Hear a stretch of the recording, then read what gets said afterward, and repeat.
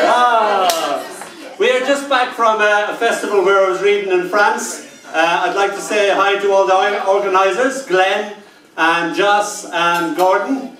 Lovely little festival, first time in St. Clémentin in France. And we had a great time, and they did themselves proud altogether.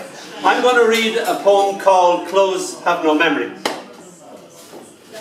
Your most prized dress must confess that it cannot remember the swell of your breast, the rise and fall of your breathing. Clothes have no memory.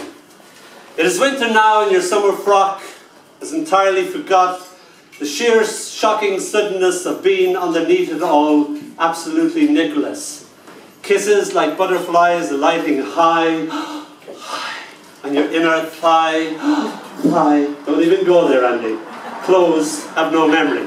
Your bra, unhooked, unhinged, cannot really recall the thrill of it all, as my hands with each caress create your breasts. Clothes have no memory. Clothes have no memory, but I do. Thank you.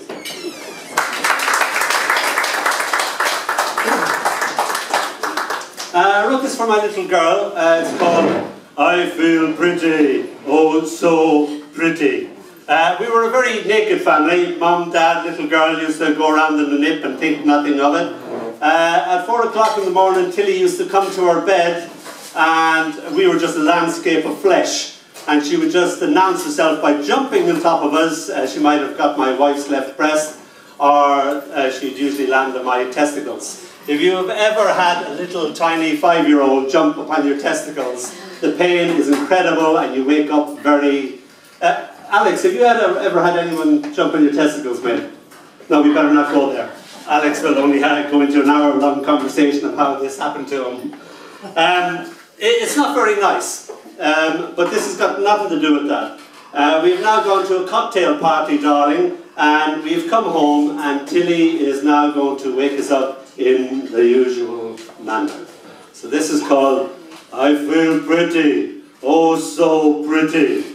I awake, covered in glorious glitter, smelling strongly of PVA glue, sticking to my cheek, very hungover, and covered in blue, orange, yellow, red feathers. A bubble recently blown perched upon my nose. I still half comatose. Tiny bubbles travel amongst my curls as through a bigger bubble brightly, nestling neatly over my right eye. I observe my tiny daughter purse her lips and kiss more bubbles into being.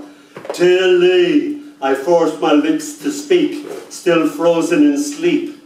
What do you do?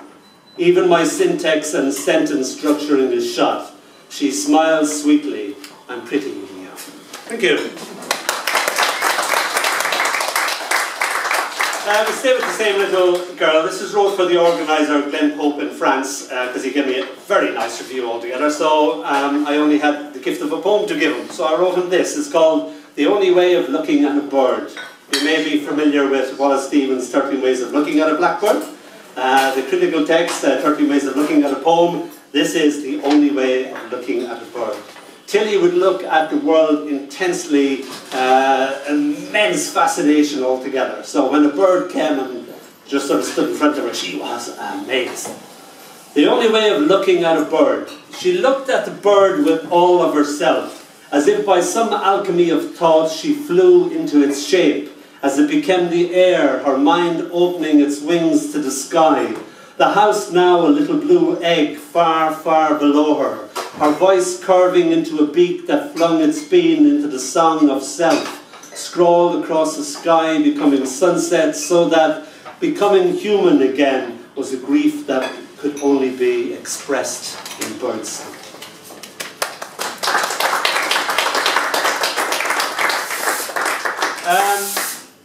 This is a poem called Oscailga, which means in Irish. The first part of the poem is in Irish. I will translate as I go along. Myself and my wife were dying to have a baby, and we had great fun practicing, but as yet no baby had materialized. And we then went on a series of tests, which was a bit too much information, I suppose, but we were down to the last test, and the last test was to see whether the fallopian tubes were clear. We went for this test and it was cancelled. And it was cancelled for 6 months. And then we went to the next one, that was cancelled, 6 months. It was about a year and a half later and we still didn't know whether the fallopian tubes were clear, and we became pregnant. I guess we just stopped worrying about it. My wife was Finnish. I grew up in an Irish household, not speaking Irish, but all my little bits of mosaics of Irish came back to me, and I used to sleep down in my wife's belly and I'd make songs in Irish and sing them to her belly. And she said, I don't know what you're saying, but keep doing that as it sends me asleep. I have that effect on men and I send them to sleep. So this is called Oscailga in Irish. Dún the Sula, close your eyes. Cuddle galore my gra sieve, sleep until day my gentle love. Cuddle gasov, sleep peacefully, peacefully. I roke and Gaelic shot is rocky gan green shall feel. This moon will rise, this sun will set. Aragus gra I goni.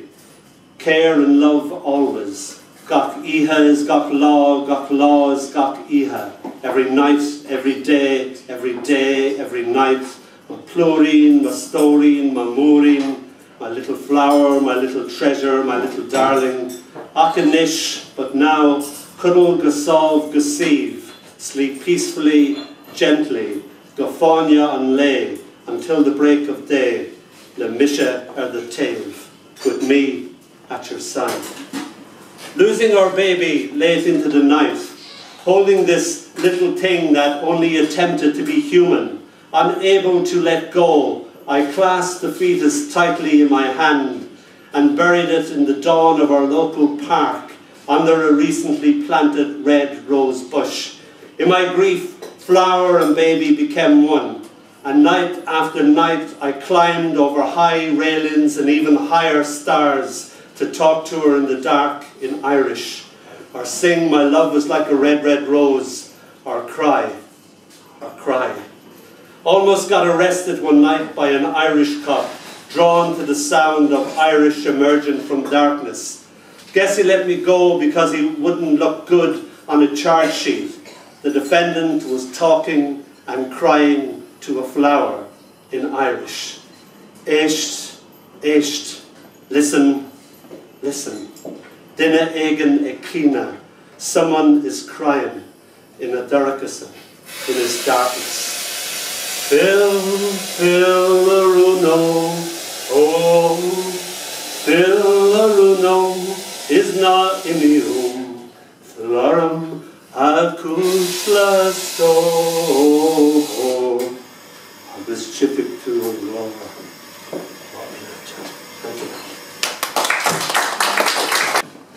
And the medu that broke the mold. I sit and gaze, amazed, as you create a rubber mold of your vulva. You ask me what I think. I blink and grin. It's something else, but what's it for? It's for you, because I love all the things that you do to it. I smile, well, all right.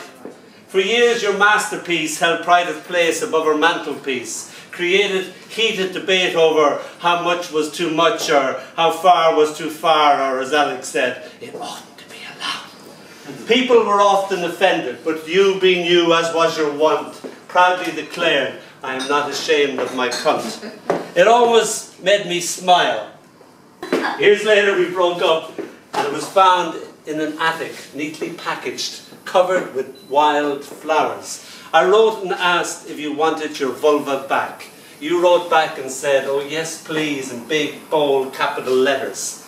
And so, like a Rosetta Stone, it was returned to its original owner with a little note attached that simply said, thank you for the gift of this and for loaning it to me for all these years. It was greatly loved and greatly missed, and sealed with love and a single kiss. Thank you.